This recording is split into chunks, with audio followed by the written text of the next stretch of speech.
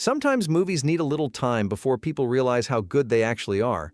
The 80s were pretty much loaded with films like that. Sure, plenty of franchises and big hits came out of the decade, but not every good film landed back then. Some movies got buried because of bad timing, wrong release date, too much competition. Kurt Russell and John Carpenter teamed up again here after doing The Thing, which we'll get to in a second. This time it was a weird action fantasy mix called Big Trouble in Little China. Russell plays this kind of dumb but likable truck driver who accidentally gets caught up in this insane supernatural showdown with an ancient Chinese sorcerer named Lo Pan who wants to regain power and take over the world. The whole thing was just way too bizarre for 80s audiences. Plus, Russell's character wasn't your usual action hero. He spends most of the movie being overshadowed by the film's Asian American cast, who honestly have way more important roles. People back then just weren't ready for something this different, and the movie totally flopped. Lost about $14 million at the domestic box office. But later on, obviously, everyone finally figured out how awesome it was. Alright, back to John Carpenter and Kurt Russell. This is the big one. The Thing is now basically the gold standard for horror movies. It's tense, paranoid, super intense, and filled with groundbreaking practical effects. Set at a research outpost in Antarctica, it's about a team fighting a parasitic alien creature that can shapeshift and take over anyone's body. But here's the catch. It bombed when it first came out. Big time. Cost $15 million to make, only brought in about $13.8 million. One big reason was the timing. It released the same summer as Spielberg's E.T., which was obviously a much lighter, family-friendly alien story.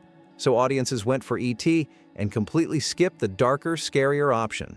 Took years for people to finally realize Carpenter made one of the greatest horror movies ever. Martin Scorsese teaming up again with Robert De Niro right after De Niro won an Oscar for Raging Bull. You'd think that would be an automatic hit, but no.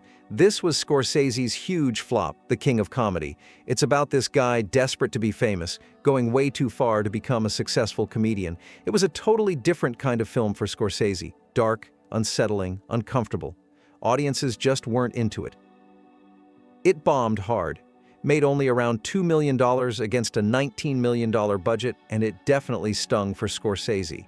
To this day, he still openly says how disappointed he was that audiences didn't give it a chance. But obviously now people get it. Huge influence on movies like Joker.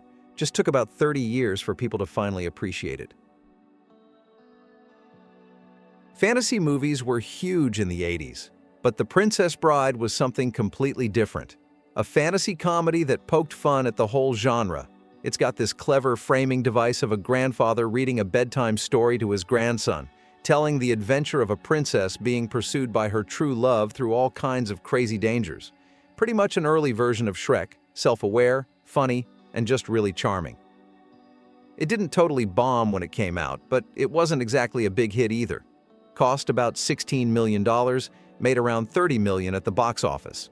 Which sounds okay, until you factor in all the marketing and extra costs. Basically, it just barely broke even. But since then, huge cult classic, loved by pretty much everyone who sees it. Took some time, but now it's rightfully considered one of the best fantasy comedies ever. It's pretty rare for a movie starring a famous musician to turn out well. Usually it's awkward or cheesy or just plain weird. But David Bowie in Labyrinth? Totally works. He plays the Goblin King, this creepy, mysterious ruler who kidnaps a girl's baby brother after she accidentally wishes him away. Sounds bizarre, yeah, but with Jim Henson's puppets and Bowie's charisma, it actually turned out amazing. Visually creative, genuinely cool musical numbers, a unique fantasy movie all around. But audiences back in 1986 weren't having it.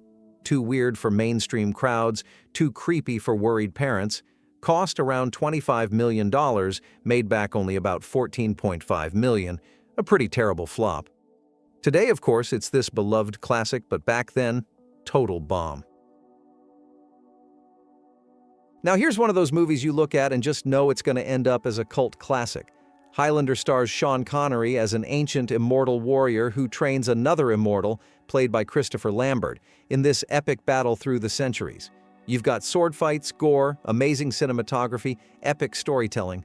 Should have been a no-brainer hit. But no, In 1986, audiences ignored it completely. It cost $16 million to make. Sets, costumes, and Connery's paycheck didn't come cheap, and only pulled back about $13 million at the box office.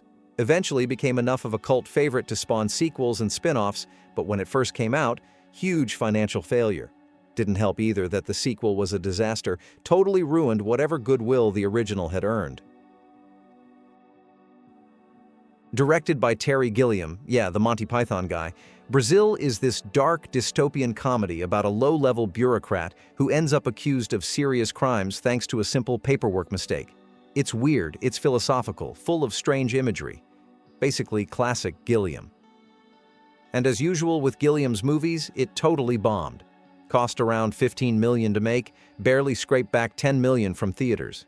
Critics loved it, sure. Today it's considered one of his best movies, if not his masterpiece. But audiences in '85 didn't get it at all. Gilliam's films almost always fail financially. But Brazil was especially painful because critics were praising it the whole time, even as it crashed at the box office. Big-budget fantasy films bombing at the box office is actually pretty normal. But a low-budget teen comedy? Usually, those do okay. Well, not Heather's.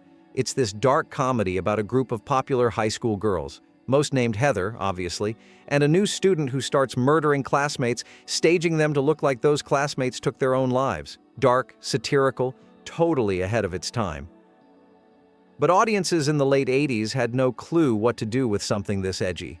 It was made super cheap, around $3 million, but still managed to only make back around $1 million. Completely bombed, even by modest expectations. Of course, today everyone sees how smart and sharp it was, but back then, way too much, way too dark, and audiences just completely rejected it. Starring Weird Al Yankovic, basically the king of musical parody, UHF is a parody movie about a guy desperately trying to save a tiny local TV station by putting on all sorts of ridiculous, goofy programming.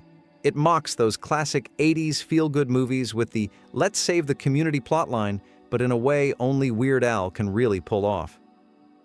But in 1989, people just didn't care. Made only around $1 million profit, not even enough to cover ads or promotion. Maybe some jokes aged badly, sure, but even back then, with references still fresh, audiences just didn't get into it at all. Of course, today people love it as this iconic parody comedy, but in its original release, total bomb.